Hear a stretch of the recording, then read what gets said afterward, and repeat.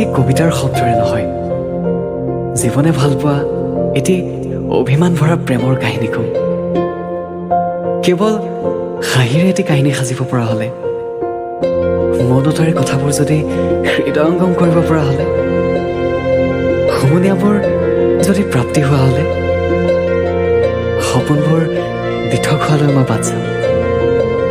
যদিও বা সপোনবোৰে অচুতি খাই বাট হেৰুৱাই, তথাপিও তোমাৰ সান্নিধ্যতাৰে আকৌ জীপাল কৰিম সেটি নতুন পোৱাৰ আৰম্ভণি। সম্পৰ্ক এটি শেষ হ'বলৈ মাথো কিছু সময়ৰ প্ৰয়োজন, কিন্তু সম্পৰ্কটো পাহৰি যাবলৈ গোটেই জীৱনৰ প্ৰয়োজন হয়।